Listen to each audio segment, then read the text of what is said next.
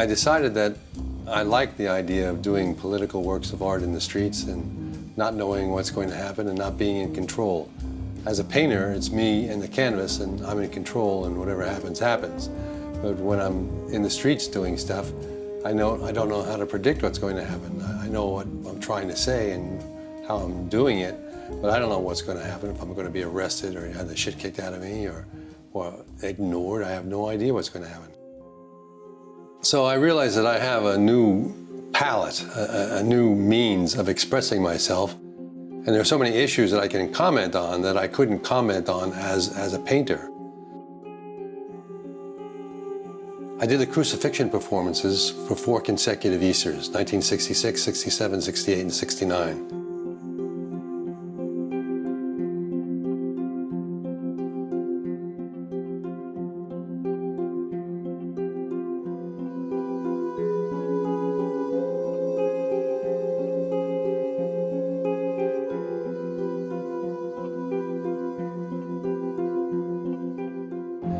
I did other events, performances in between. Things like building a life-size Vietnamese village and nativity scene. I erected it in Central Park on Christmas Day. I had an army of actors with fake guns attack it to burn it to the ground to protest the war in Vietnam. I built obscene, grotesque statues of liberty with dismembered baby bodies as a protest against the war in Vietnam.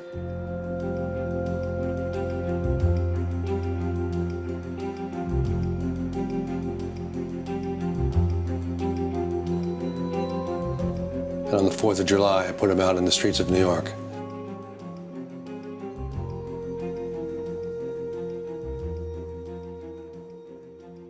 I rented a Greyhound sightseeing bus. I filled it with 60 bearded, beaded, long-haired, camera-toting hippies and took them out to Queens as an ironic reversal, a cultural tour of the straight world we left behind.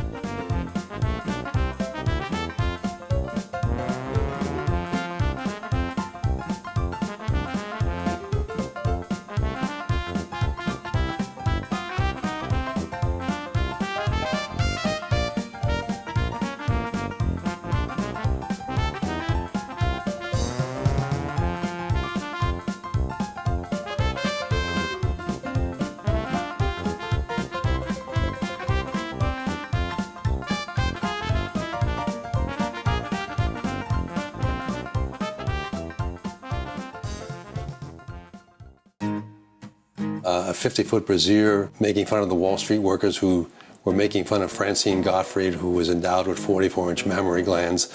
And every lunch hour, they created a sensational crowd around her, expecting her to come out to lunch so they could look at her breasts.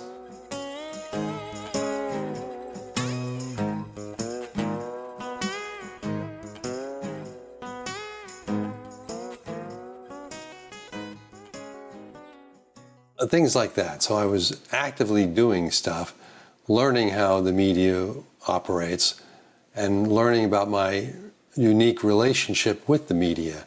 In the 60s, I was doing provocative, confrontational, iconoclastic performances that were successful in getting media attention, but not necessarily successful in establishing me as a performance artist.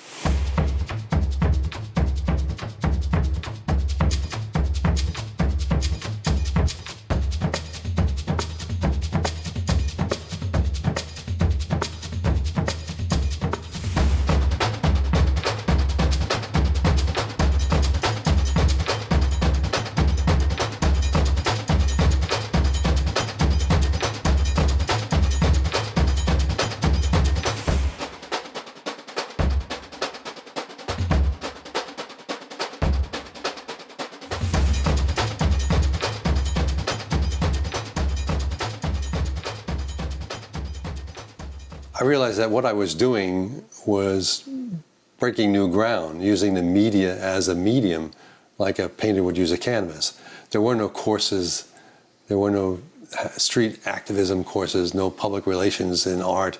There was not anything that came near to what I was doing. So I was breaking new ground, and I was happy I was doing that. I wasn't, saving up to have an exhibition and frame my work and schedule for a gallery show a year or years later after I'd completed the work. It was me trying to turn an idea, a snowflake, into a snowball, into an avalanche, and to see where it went and what happened. Well, I was really sick of the way that they were reporting me, and I decided that I would somehow illustrate how irresponsible they were, and I would do that by fabricating a news story and seeing what happened, just hoaxing the news media. My first official hoax, other than a satirical juxtaposition of reality or an ironic reversal like the bus tour to Queens or the Vietnamese village nativity burning attempt, was a Cathouse for dogs, a doggy bordello, where for $50 you could get your dog sexually gratified. So I put out a press release, I staged a performance with actors and dogs, invited the news media, and it took off. How much is that doggy in the window? The one with the waggly tail. How much is that doggy in the window? I do hope that dog is for sale. WABC TV did a documentary, was nominated for an Emmy, and received an Emmy as the best news broadcast of the year. This establishment in Greenwich Village is a cat house for dogs. By that, we do not mean a stud service. We mean a house of prostitution for dogs. For $50, your dog can have sex with a female dog while you watch and sip cocktails and take some pictures if you'd like to. The cat house is owned by a former country and western singer named Joe Skaggs. He agreed to an interview in Washington Square Park, but because of his legal hassles, he's moved his business underground and he declined to have us photograph it. The pictures you're seeing were provided by the Midnight Blue program on Manhattan Cable Company's Channel J. It was such an obvious idea to me. First of all, there are hundreds of thousands of dogs in the city. There's a dog population problem. People are willing to take their dogs to dog restaurants, buy clothing for their dogs. I thought it would be natural to get their dogs sexually gratified. I was subpoenaed by the Attorney General of the state of New York for illegally running a bordello for dogs. I had to come and answer the subpoena. It is there where I revealed that the whole thing was a performance hoax and that there never was a cat house for dogs. But the state lawmen soon learned Joey Skaggs' real purpose, an elaborate put-on that timed out perfectly with the April 1st date on the subpoena. He says the hoax was a conceptual art piece. For what purpose? Well, it says a lot about the media. I hope that it will change the viewing audience's opinion and change their perspective as to what media really is. There's a media reality. Television is not necessarily reality. And millions of people have spent weeks believing that there's a cat house for dogs, and in fact, there never was. And then there was a big blowback after that.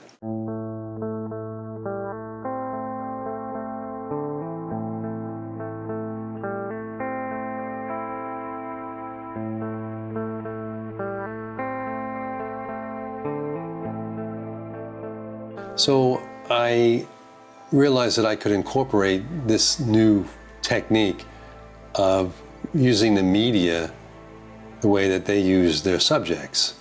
They would become part of my arsenal, and that fooling them could be a wonderful challenge, and maybe lessons could be learned from it, both from my end and from theirs. What I was doing as an artist was pretty much unheard of, to say, this is my art, and I believe it's art, and I'm going to do it, whether you want to acknowledge it as art or not.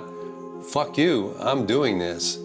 And I had to acquire all the interviews that I was in, whether it was television, radio, print, as documentation. Most of it was inaccurate. They had their own prejudiced ideas about what I was doing. But it was something I had. I had proof, I had evidence that I had done this. And I knew unless I collected it, there would be no record of it, and no one would ever believe it, and it wouldn't matter.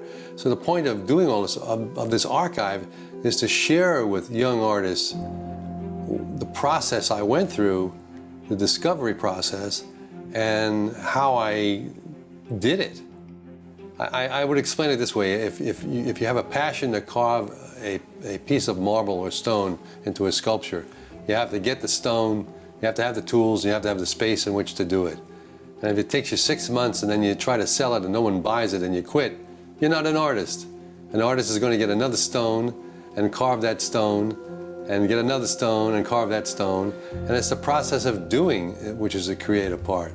The selling is the business. Artists do.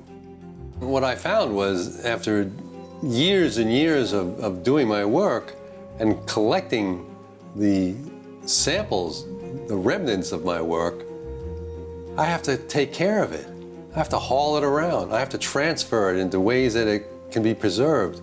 So, I mean, I don't know what it'd be like to be a metal sculptor and have tons and tons of metal around. How do you afford the space just to keep it? Certainly if you're not selling it, what do? Reuse it, cut it up and weld it back together and make something else?